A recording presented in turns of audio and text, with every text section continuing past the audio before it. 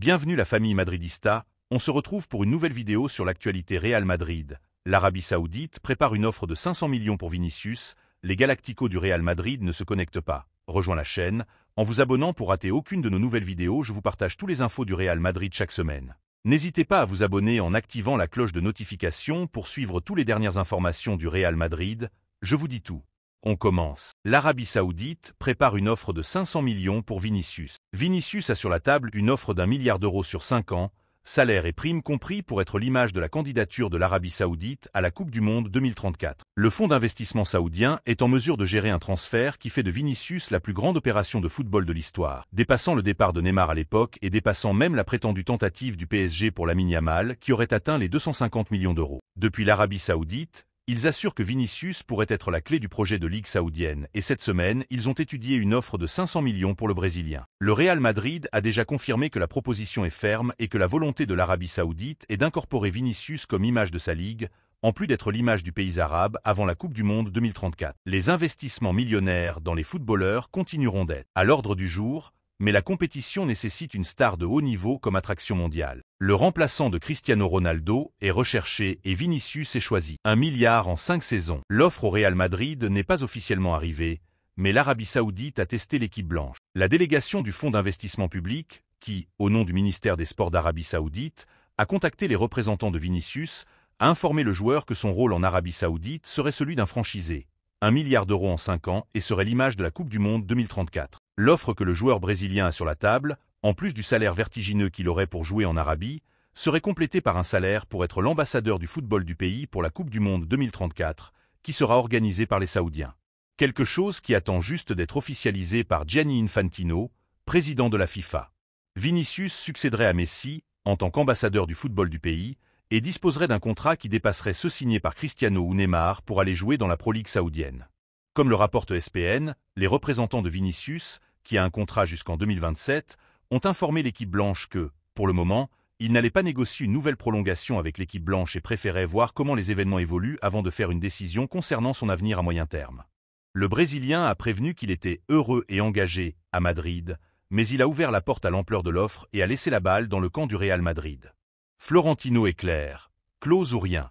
Le club blanc a confirmé que la proposition était ferme et que la volonté de l'Arabie Saoudite était d'incorporer Vinicius comme image de sa ligue. Pour l'instant, Vinicius ne s'est pas exprimé publiquement, mais il s'est avéré que la réponse du Real Madrid implique de faire référence à la clause de licenciement du footballeur brésilien qui s'élève à 1 000 millions d'euros. À Val-de-Bas, suite à l'offre, on étudie une offre de renouvellement à Vinicius dans laquelle le Brésilien augmenterait considérablement son salaire.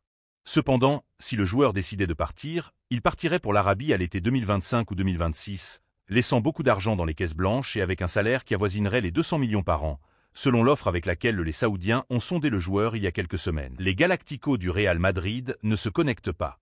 Cela s'est produit à Majorque même avec Bellingham et s'est répété contre Valladolid, mais sans les Anglais. Vinicius, Rodrigo et Mbappé ne se comprennent pas complètement. L'arrivée de Mbappé dans l'attaque du Real Madrid et le départ de Kroos ont déconnecté le style d'une équipe en pleine reconstruction. Ancelotti avait trouvé la clé pour harmoniser le jeu pour remporter la Ligue et la Ligue des Champions, mais toute la base qui existait n'est plus valable avec l'entrée du Français et la perte de celui qui avait été son directeur d'orchestre ces dernières années. Ancelotti a eu peu de temps pour trouver ce style qui redonne de la joie dans le jeu de son équipe. La présence du Français assure un potentiel offensif redoutable et il a décidé de maintenir le duo offensif formé par Vinicius et Rodrigo pour recycler la formation offensive du 4-4-2 au 4-3-3. Cependant, la conversion n'a pas vraiment fonctionné lors des 2 matchs de championnat qu'il a disputés, même à Majorque, cela n'a pas fonctionné avec Bellingham comme crochet. Pas de maître du jeu. L'Italien fait face à une tâche ardue avec une équipe à laquelle les rivaux attendront sans accorder d'espace, conscient de la qualité des Galacticos. La manière de briser ces solides structures défensives consiste à effectuer une circulation rapide pour déloger les défenses, mais sans Kroos, cela devient un autre problème. Tchouaméni est un joueur destructeur et un bon support dans la construction, et Valverde n'a pas ce profil de celui qui assume la responsabilité de construire, et ce n'est pas un passeur qui filtre les ballons et nourrit les attaquants. Bellingham SY Jut. L'Anglais est un crochet créatif, mais pas un chef d'orchestre. Ancelotti a besoin de joueurs qui filtrent les ballons, qui nourrissent les attaquants et sauvent par passe ces résistances défensives qui s'emmurent quand c'est à leur tour d'attaquer. Vinicius, Mbappé et Rodrigo tentent de se connecter, mais ils ne se comprennent pas très bien qu'ils constituent une menace permanente pour les défenses rivales. Plus de problèmes avec que sans le ballon. Ancelotti a besoin de consolider l'équipe et de la structurer avec et sans le ballon. Il a du mal à démarrer le jeu par derrière et lorsque l'adversaire se rapproche, il ne trouve pas de couloir en raison du manque de mimétisme de ses attaquants et de la lenteur créative avec des touches excessives et sans de longs ballons qui changent la direction du jeu. Lorsqu'il perd le ballon, il souffre si les attaquants travaillent sur la pression de blocage sans le soutien du reste de l'équipe.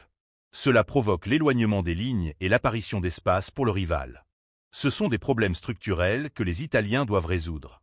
Ils ont marqué 6 buts et seulement 2 de leurs attaquants, Mbappé et Rodrigo, les remplaçants, Brahim et Endrick, étant tout aussi précis, même s'ils ont joué beaucoup moins de minutes. Valverde est venu à la rescousse avec son canon pour minimiser les dégâts, 2 buts. En défense, la moyenne est bonne, 1 but en 3 matchs, et c'est sur cela que se concentre Ancelotti. Ils savent que s'ils ne sont pas à la hauteur, ils ont de nombreuses options pour gagner avec la force dont ils disposent au sommet.